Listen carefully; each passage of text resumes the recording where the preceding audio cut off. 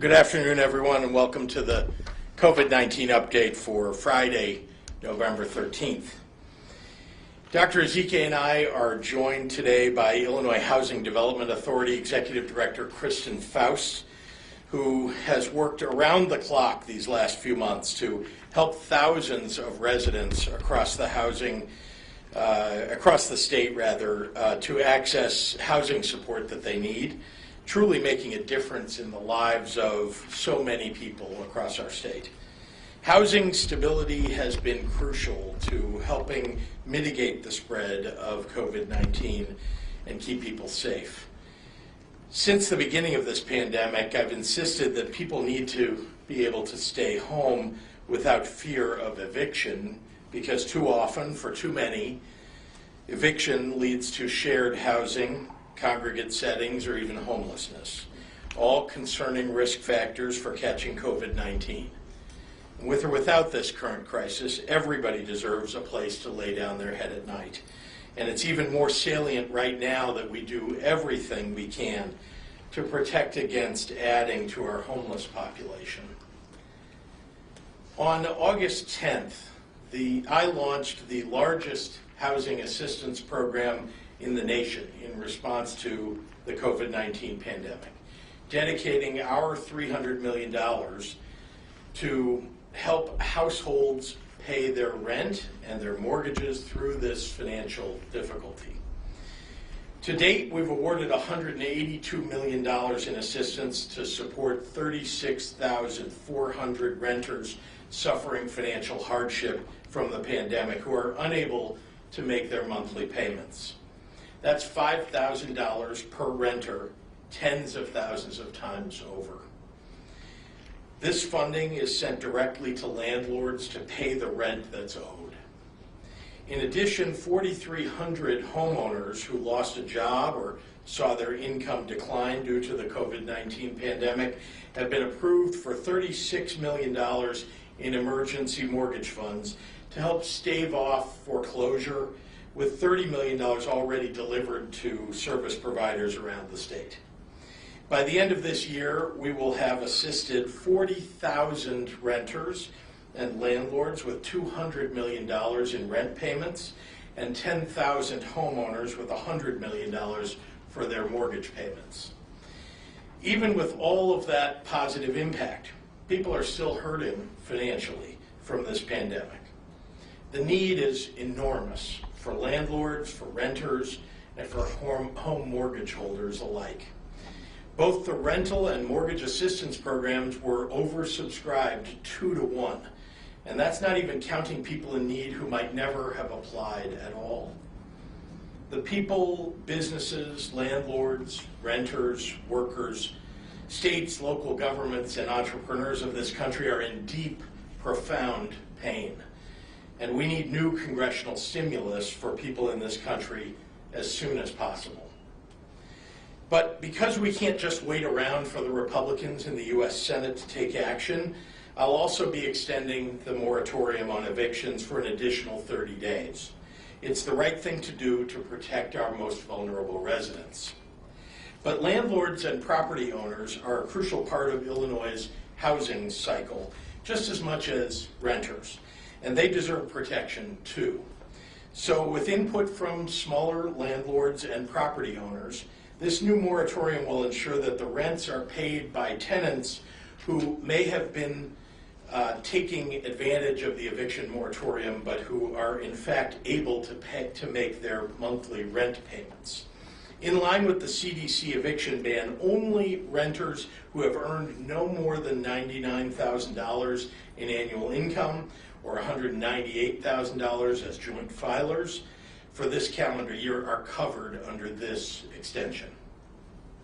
Renters unable to pay will be required to submit a declaration form to their landlord certifying that they are unable to pay their rent due to the substantial loss of income or an increase in out-of-pocket expenses stemming from the pandemic. This form will be available on the Illinois Housing Development Authority website for easy access. Just visit that website at ihda.org. This new order also clarifies that enforcement of pre-pandemic eviction orders can indeed move forward if there are serious health or safety concerns. We extend this protection for housing stability as we ask Illinoisans in every part of the state to stay home as much as possible, because the situation we face now is increasingly dangerous for healthcare workers and hospital systems, especially in every part of our state. More Illinoisans are in the hospital battling COVID-19 now than we saw at our highest average in the spring. And increasingly, we have regions at risk for potential ICU bed shortages and staffing shortages as our case rates continue to rise. As our positivity grows, so does demand for testing. Today, we've reached a new high in our testing rate with 106,540 tests returned in the last 24 hours.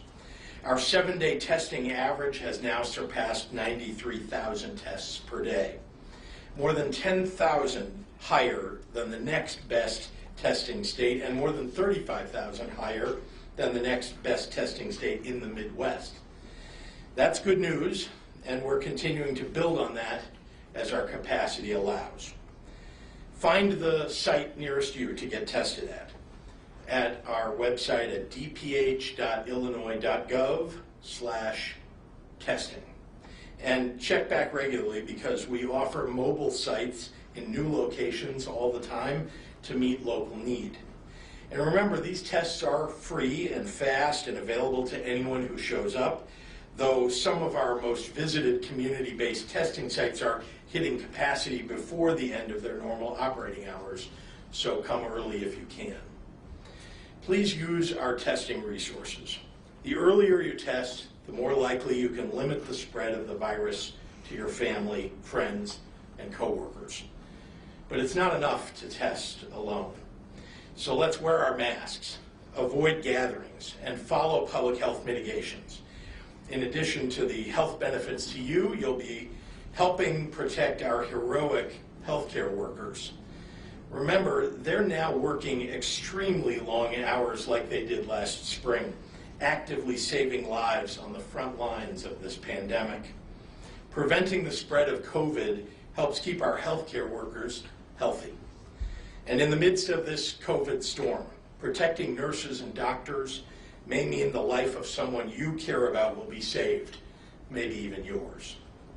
Thank you, and with that, I'd like to turn it over to the Director of the Department of Public Health, Dr. Ngozi Ezike.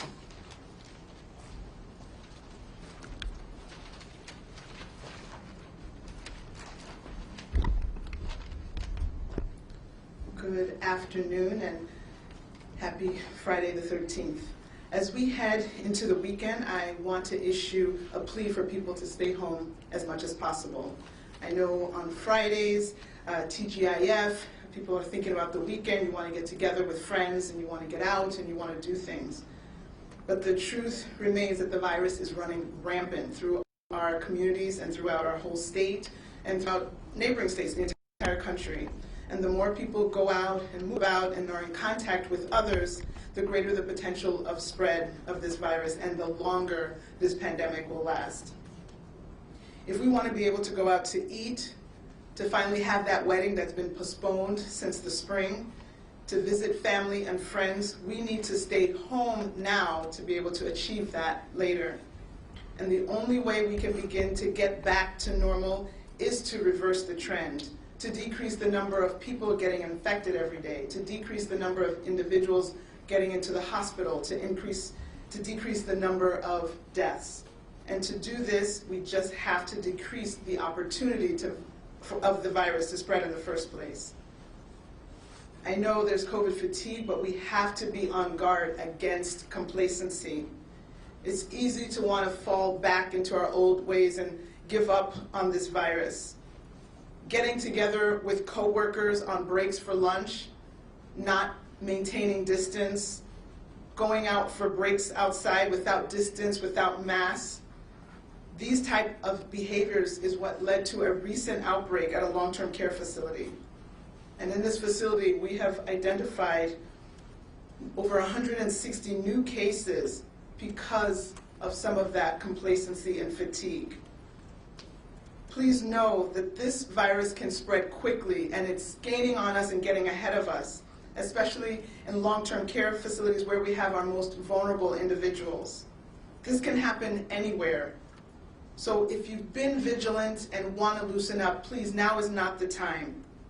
We can continue to make progress, but we all have to stay doing these things that are so essential. This is an invisible enemy, but has very visible consequences, consequences that are palpable. And if we let our guard down, we will let the enemy take us over. Please continue to take all the precautions so that we can eventually win this war, and sooner rather than later. As the governor mentioned, in the last 24 hours, more than 106,000 tests were resulted, which is an all-time high for us, for a total of more than 8.8 million tests since this pandemic began. Unfortunately, 5,362 individuals are reported to be in the hospital with COVID-19, and of those, 990 patients were on ventilators, and 990 were in the ICU, and 488 were on ventilators. Again, since passing that 5,000 mark, we've been increasing every day, and these are all-time highs, breaking any numbers that we saw in wave 1. Since yesterday, 15,415 new cases, new individuals in Illinois that were not previously diagnosed with COVID-19 have been reported, for a total of 551,957 cases. We have received a report of 27 additional deaths in the past 24 hours, but I have to put an asterisk by that 27. There were some data systems that connect with each other that experienced a delay, and that delay has resulted in information for the last 24 hours not being complete. And so I want to say that in advance, because tomorrow we will have additional numbers from today plus tomorrow's totals. Each of our individual actions will determine our path going forward. I say that we are all authors, that we have the pen with which to write the next chapter. And that can be a chapter of further gloom and doom, or it can be a chapter where we actually turn this around. Remember that the more we go out, the more we get together, the more we travel, the more events we attend, the longer this pandemic will last, and the gloomier that next chapter will be. Please, Governor Pritzker talked about the heroes on the front line. We all have the chance to be a hero. We all can be a part of saving lives by just wearing our mask, watching our distance, and washing our hands. And please remember, your mask needs to cover both your nose and your mouth. I know a lot of masks being worn under the nose, and or even under the chin. That's obviously not going to be beneficial. So thank you, and now I will repeat the comments in Spanish. Buenas tardes a todos. A medida que nos acercamos al fin de semana, quiero pedir a la gente que se quede en casa cuando sea posible. Sé que los viernes y el fin de semana queremos reunirnos con nuestros amigos y salir y hacer otras cosas. Pero el virus se está extendiendo por todo Illinois y los estados vecinos. Cuando más personas salgan y estén en contacto con otras personas, el potencial de propagación del virus sube y más durará esta pandemia. Si queremos salir a comer, planear la boda que tenía que posponer este verano y visitar a familia y amigos, tenemos que quedarnos en casa lo más posible. La única forma en que podemos comenzar a volver a la normalidad es revertir el curso en que estamos. El número de casos, el número de gente que está en el hospital y el número de muertes tienen que bajar. Para hacer eso tenemos que disminuir la posibilidad de que el virus se propague. Desde ayer se han reportado 15.415 nuevos casos de COVID-19, para un total de más de 551,000 casos en Illinois. Desafortunadamente estamos reportando otras 27 muertes para un total de 10.500 vidas perdidas. 5,372 personas pasaron la noche en el hospital con COVID-19 y de ellos 990 personas están en la unidad de cuidados intensivos y 488 pacientes estaban en ventiladores. En las últimas 24 horas se han informado más de 106,000 pruebas fueron hechas para un total de más de 8.8 millones de pruebas aquí en Illinois. Cada una de nuestras acciones determinará nuestro camino a seguir adelante. Lo más que salimos, más nos juntamos con familiares y amigos, más viajamos y vamos a eventos, más durará esta pandemia. Por favor, piensen en sus vecinas, en sus vecinos, la gente más vulnerable, y tú mismo, porque solo no podemos hacerlo, tenemos que hacerlo juntos. Muchísimas gracias y recuerde los 3 M's, usa tu máscara, mantenga su distancia y lávese las manos. Muchísimas gracias. And with that, I will turn it over to my colleague and friend, Kristen Faust.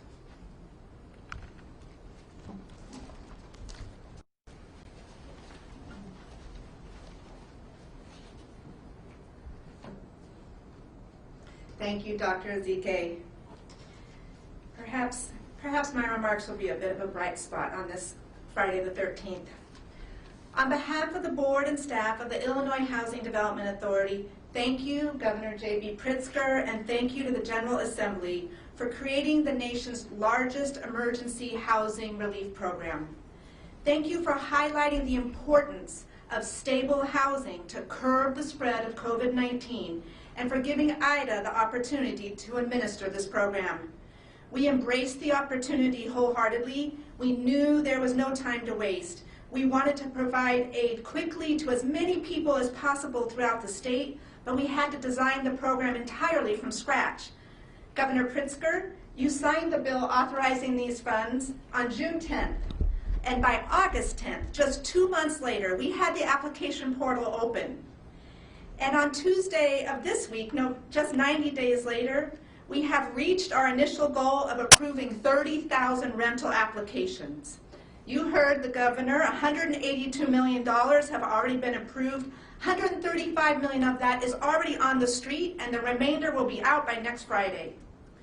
This has been a Herculean effort by the IDA staff, and I could not be more proud of their efforts and the whole team, the countless nights and weekends getting these programs off the ground, all while working from home. IDA staff is driven by their belief in public service and their desire to help. Their enthusiasm, operational excellence, and dedication is phenomenal.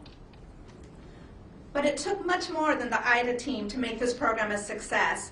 We reached out to 62 unique housing counseling, legal services, and community-based organizations across the state and asked if they would help us. They rose to the challenge unhesitatingly. They got the word out to hard-to-reach populations, assisted renters and landlords with the application, answered questions, provided aid in 16 different languages, and were able to help those without the technology to apply. They helped us to ensure our program is equitable and inclusive, a program created to help as many Illinoisans in need as possible. Thank you, community partners. We couldn't do this without you. And there's another group I want to acknowledge.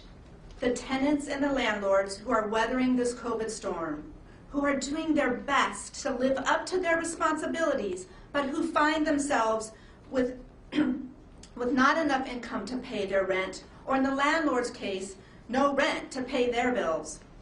Governor Pritzker has been undaunting in his efforts to provide guidance and aid to the people of Illinois. These programs would not have happened without his advocacy. And these housing relief programs are giant steps forward, and we're proud of our work serving families across the state of Illinois. But we know that this first round of funds is not enough. We are advocating and ask you to join with us in reaching out to the Illinois congressional delegation and the rest of the United States Congress about how important it is to pass legislation to bring additional support to Illinois renters and homeowners and landlords as we enter these winter months.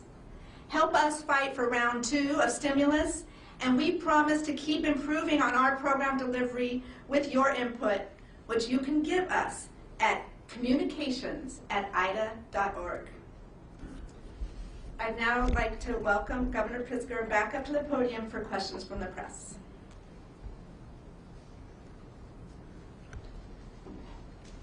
Thank you very much. And before I take questions, I just want to say that we have a lot to be proud of in the state of Illinois. And one thing that I think people should be very proud of is the people who work at our Illinois Housing Development Authority. You can see by the enthusiasm of Kristen that she gets at everything right away and works hard to get it to completion. And it's the people that work for her who make all of that happen under her leadership. And I'm very proud of the work that they've done. There's so much more help that we need to offer to people who are renters and homeowners who are suffering during this time.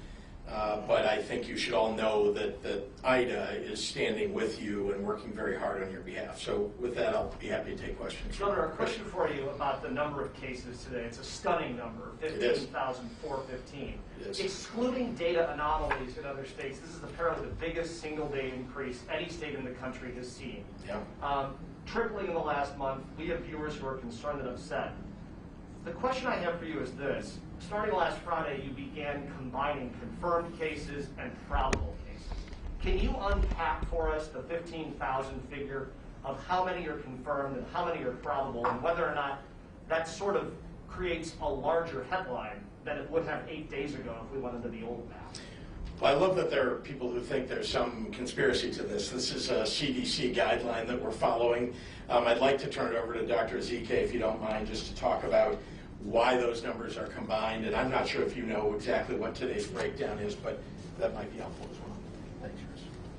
Okay, so we had 15,000. I don't have the numbers exactly, but I know of the 106,000 tests that were resulted over the last 24 hours, about 7,500 were antigen tests, and we can, and those antigen tests are in the probable, but all of those tests obviously were not positive, but about 14% of those, about 7,500, so someone can help me do that math, but it is not being, that 15,000 is not being driven by the antigen test. We just have a lot of disease.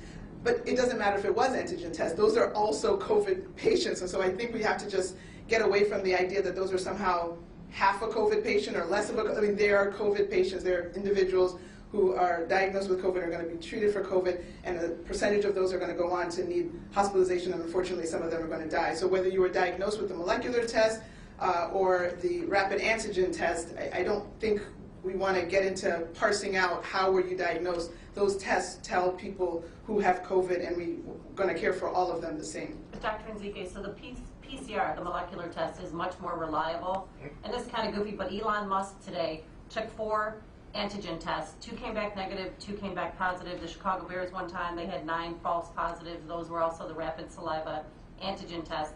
Is there any way you could push back from the CDC and just say, can we separate those and not count those tests because they are not as reliable as the PCR? So actually, if you want to get into the sensitivity and specificity, they're both tests are in the 90s, in the high 90s. So those are both good tests. Yes, there's always a gold standard test, and the PCR test is the gold standard. But just with many other screening tests that you can have, take a pregnancy test. You can have a blood test. You can have the one that you can get from the drugstore, even the dollar store, and you will still use that. And you know that that's going to give you a reliable result. Are there a few cases in which it won't be perfect? Yes, that's true, but that doesn't mean that you're going to throw away a positive pregnancy test and say that there's no way you could be pregnant. So I think people just need to wrap their arms around this test and understand it's a very good test.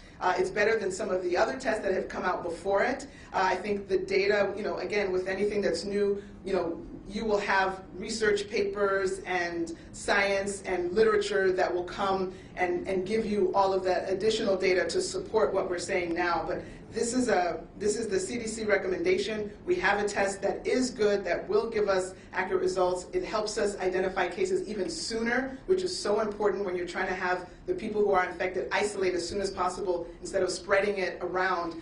in the interim while waiting, 2 days for the PCR result. Can I just ask a If I- follow-up, Dr. sure, go ahead. CK, sorry, on the initial questions here. So if we were using the mathematics of 9 days ago, 8 days ago, where we did not combine, what would today's number be? Because I feel like people are used to an apples to apple, day-to-day. 14% of 7,000 is about 1,000. Okay. So it would be 1,000 less than 15,000. What are we? 500? Yeah. And Chris, I'll get you the exact breakdowns Yeah. from TPH. I We just, have I, them. yeah, I think, Yeah. may I just say though, there are people who are kind of promoting some sort of conspiracy here about it. And the truth is that, first of all, the federal government has distributed the new antigen test called Binax Now, which is produced by Abbott, actually here in Illinois. And it has a 90+%, I don't know what the exact number is, sensitivity. So it's very close to the PCR test, but yes, it's not quite. And that's why the CDC wanted to divide those numbers up. But it's not, literally you're talking about roughly 1,000 tests, roughly 100,000 tests that are PCR, and roughly 6,000 or 7,000 that are antigen at this point. So, this idea that we're piling on tests and trying to make it look, listen, nobody wants to have more positive tests showing up in the state of Illinois. What we do want to know, though, is if people are positive. And I'm talking about 90+% of the people who are taking antigen test and getting tested positive are in fact positive.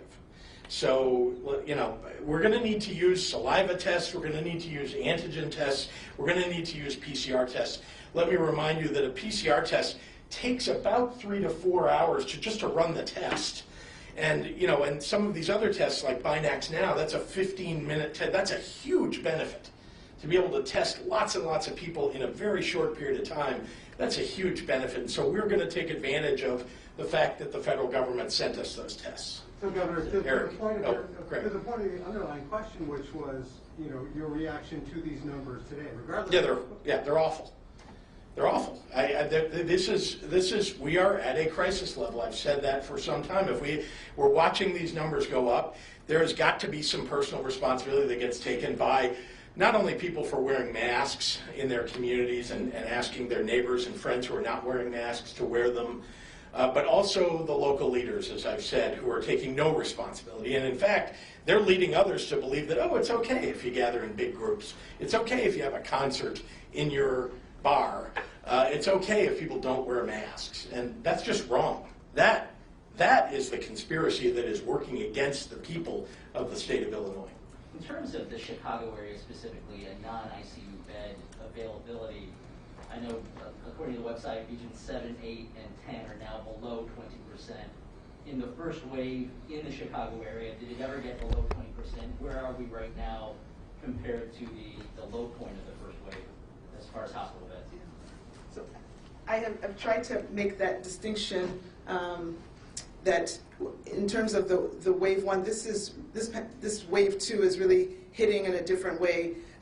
Regions 10 and 11, Cook County and Chicago specifically, really took the biggest hit. And so the numbers that they peaked at, they have not reached them yet. But Region 7 is at that peak already. Regions 1 through 6, they've already exceeded what they saw in Wave 1. So let's see, for Region 10 and 11, they may be just under 20%. We can get you those numbers. It's hard for me to memorize all of the numbers that I'm trying to keep on top of every day. But we are seeing capacity decrease everywhere. Because as you get this many cases, which translate into a certain amount of hospitalizations everywhere, I think you've seen all the numbers that have been put up, 100%, 200%, 300% increases depending on where you are. So everyone's capacity is being threatened.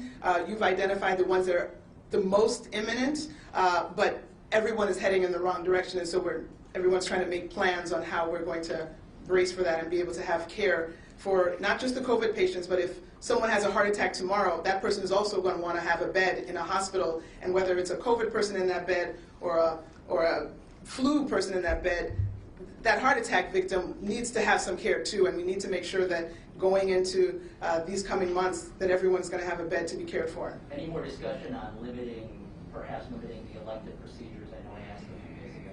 All options on the table. Many hospitals have already gone to that. There are hospitals that have already shared that they've already started postponing some of the non-emergent procedures and surgeries because they had to, because they needed the staff, you know, because their own staff have come down with COVID or are in quarantine or whatever the situation is. Staffing issues, you have to redirect some of the staff that would have been involved in the non-emergent procedures, you know, to the inpatient care. So that is already happening. We are also going to share some guidelines around that. But again, we know that the hospitals will do what they need to do. It's going to be obvious if they don't have beds, if they don't have staff, that there's going to have to be some reconfiguring. And so we're going to partner with the hospitals to do just that. That's happening in the Chicago area? Some of these hospitals you speak of that are taking these steps? No, I haven't heard that in the Chicago area, but that has happened in other places across the state. Dr. Zika, are you still up there? Can we ask you about the vaccine?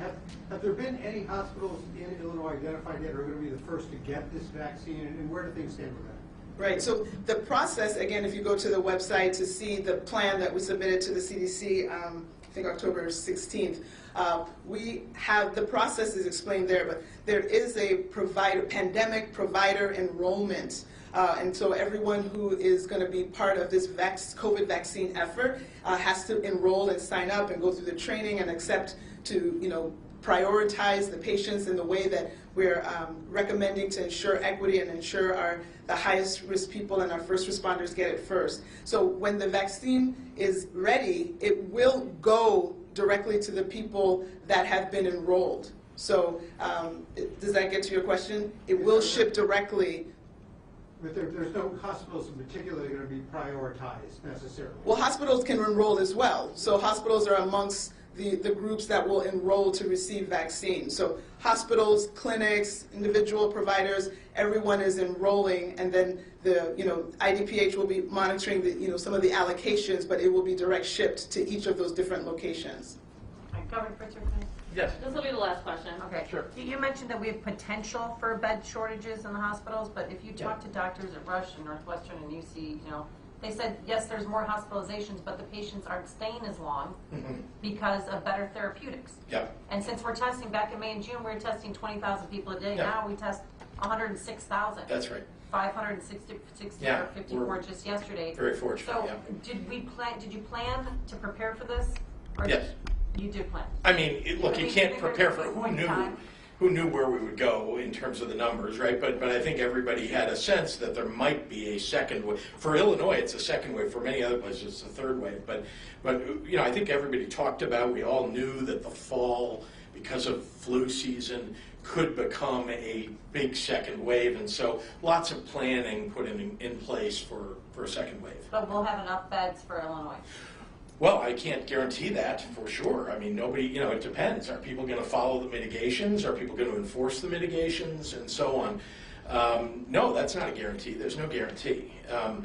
I think I will say that Dr. Ezike and I both talked to hospital leaders. For me, anyway, it's been every day over the last several. And very regularly, and Dr. Ezike probably every day is talking to at least one, if not multiple, hospital leaders. So, we're checking on their availability. They need to control their own beds and tell us how they can change their system so that they can handle more COVID patients as they come in. And also, as Dr. Ezike said, the definition of an elective surgery is a pretty broad one, right? You can have something that's an elective surgery that you really don't need to have. It could be plastic surgery for, for something that doesn't really need to happen this year. And it also could be, in the definition of an elective surgery, something that is, a knee replacement, but without it, your knee is deteriorating every day. And so that's very, very challenging. And so we want doctors and hospitals to help make those decisions, and they are, and they're doing a reasonably good job of it right now. But as more and more COVID cases show up, we need to make sure, at least as the state, we're the last resort here. We want to make sure that everybody has a hospital bed if they need one, and so we're working with all the hospitals to make sure that their patients are being managed properly. If there aren't enough beds at one particular hospital, for example, if that happens, we want to make sure that they can be that a patient can be transferred to another hospital. All right, Can I ask one we have to go online. Can I ask one question about unemployment? Would you mind? Sure, go Sorry. ahead. Governor, you repeatedly blamed the federal government for the widespread fraud happening now in the Illinois unemployment system. But we've obtained internal weekly reports sent to IDES by the company that built and maintains the PUA system, which reveals IDES is struggling with identity verification that leads to fraud. 44% apparently of unpaid claims are being held up because of it. Yep. Other states, including California and Kansas, have taken a much more proactive approach. What more should Illinois be doing to be responsive to the tens of thousands in Illinois who've been victimized by Well, they are doing identity matching so that we can make sure and ensure that, I mean, that is exactly right, by the way. People are stealing other people's identities.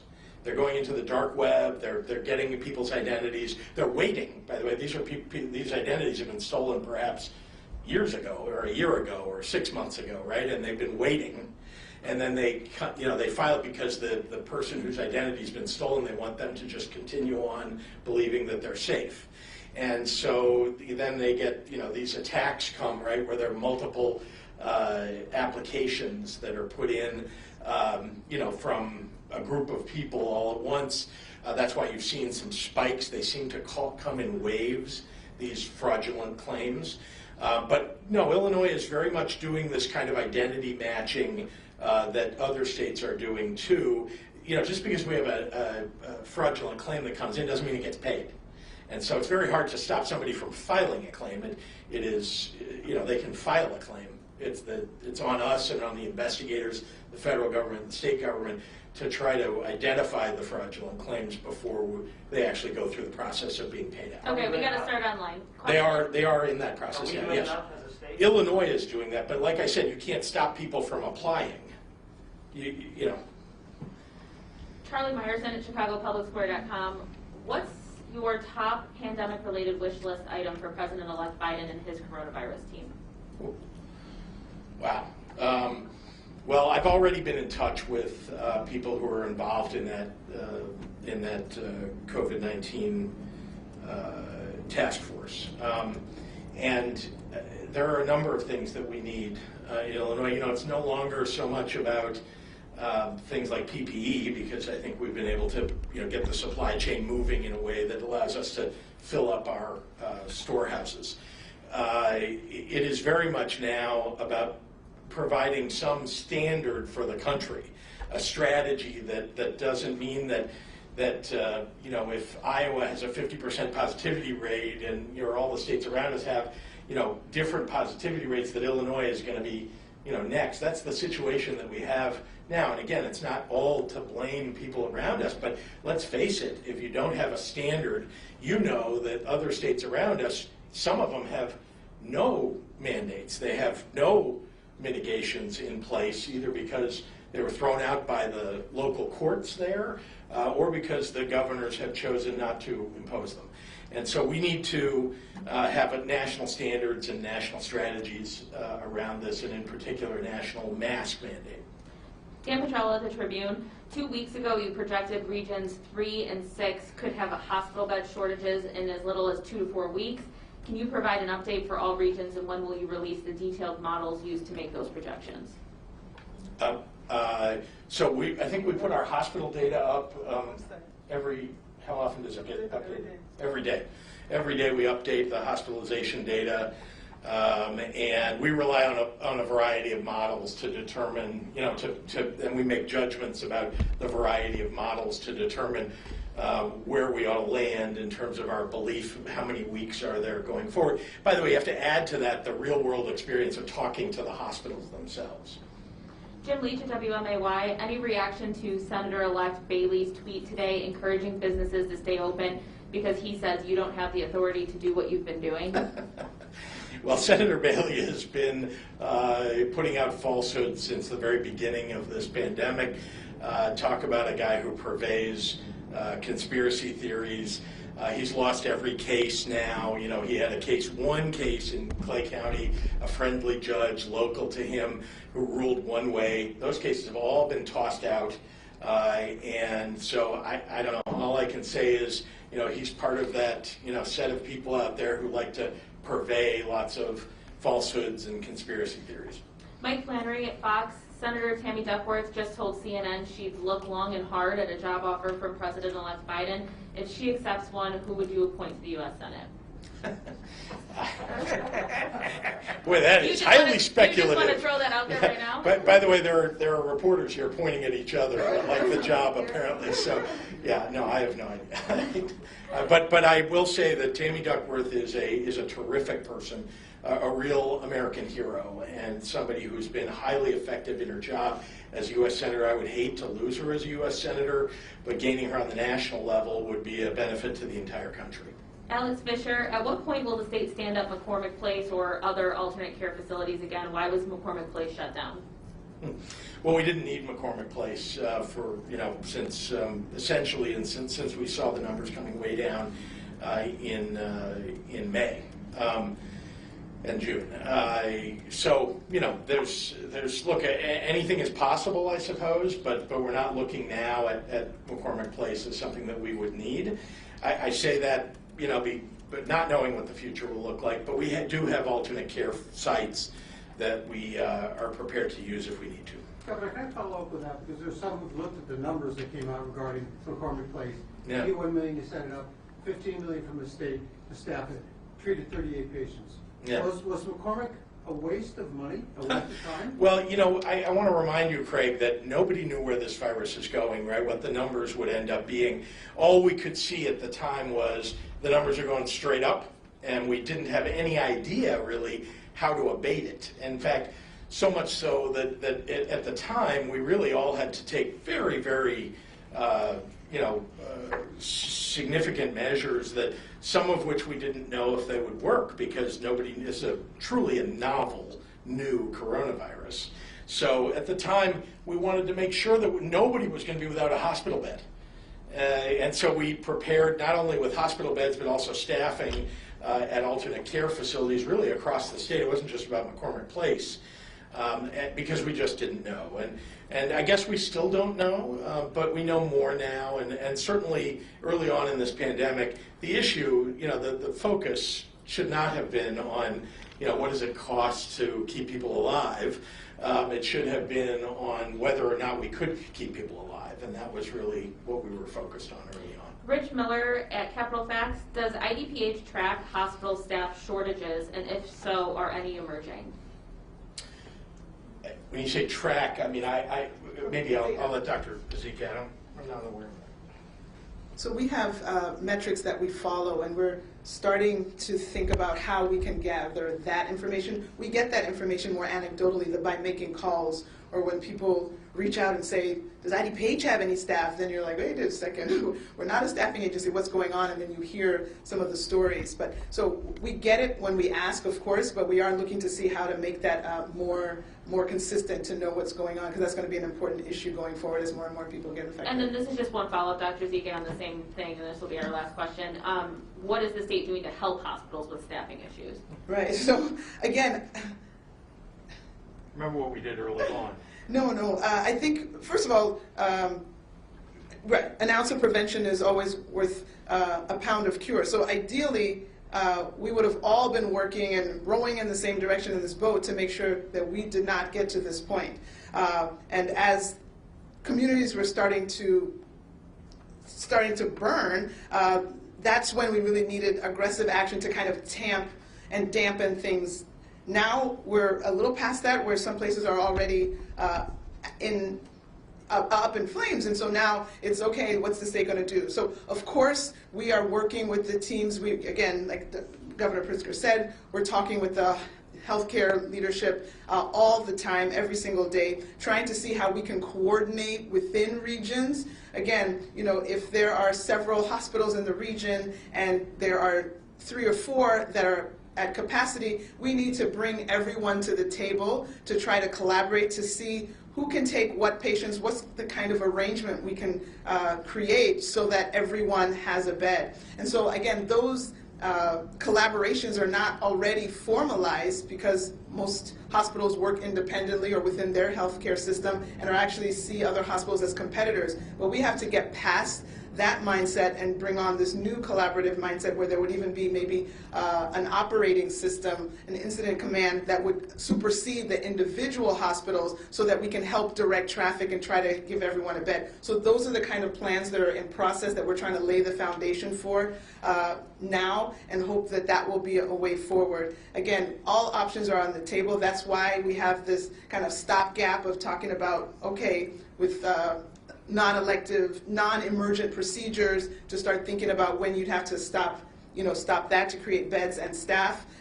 So all of these measures we're hoping, but again, on the front end, that's where we have to all work. We can still affect what happens a couple of weeks from now by making sure there aren't new people getting infected, making sure somebody doesn't get infected tomorrow by wearing our mask and by keeping our distance and limiting. If we keep doing everything we're doing and not changing, no measure that we can do at the state level is going to allow us to have enough beds, right? And so the power, everybody's saying, what are we going to do? What are you going to do? Individuals need to take the responsibility to control this virus. And I'm really wanting people to step up and stop looking for somebody else to do the job that we individually have the power to do. Yeah, I need to add something to that. I just don't want to leave a misimpression. One of the reasons that we talk to hospitals on a regular basis is that we want to make sure that those networks are built. And so, for example, the Chicago hospitals talk to one another on a regular basis. They have transferred patients, for example, amongst themselves. One of the challenges in Illinois, though, is that, as you know, much of the hospital bed capacity exists in the northeast quadrant, let's say, of the state, in Chicago and the collar counties.